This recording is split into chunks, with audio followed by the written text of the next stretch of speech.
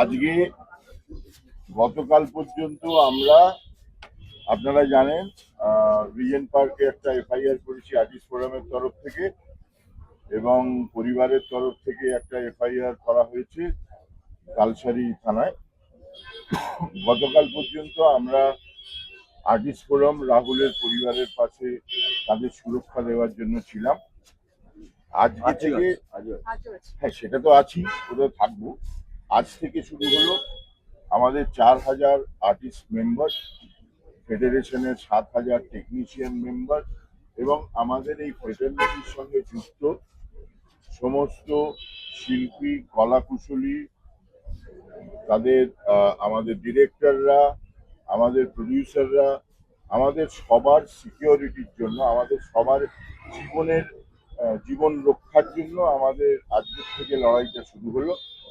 আমরা যে ব্যবহার পেয়েছি, যে ইনসিকিউরিটির মধ্যে আমাদের কাটাতে হচ্ছে, আমাদের ভয় করছে, তো আমরা আগামীকাল সোমবার, মঙ্গলবার সকাল থেকে কর্মবিরতি পালন করব।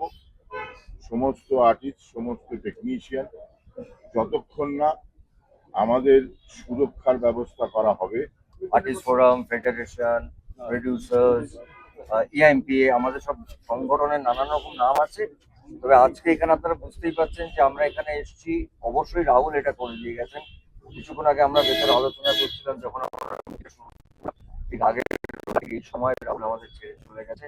কিন্তু যেটা করে গেল যে আমাদের পুরো ইন্ডাস্ট্রি, আমি আলাদা আলাদা করে বলছি না, প্রযোজক বলি, পরিচালকদের বলি, আমাদের অভিনেতা অভিনেত্রী বলি, আমাদের কলাকুশলীদের বলি, সবাইকে একত্র করে এবং সবাই মিলে আলোচনা করেছি যে সত্যি আমাদের শিল্পীদের, টেকনিশিয়ানসদের, আমাদের ক্যামেরাম্যান ডিপার্টমেন্টের, আমাদের ফাইটার্সদের, এরকম যারা কাজ করেন ফিল্ডে, তাদের একটা সুরক্ষা দরকার।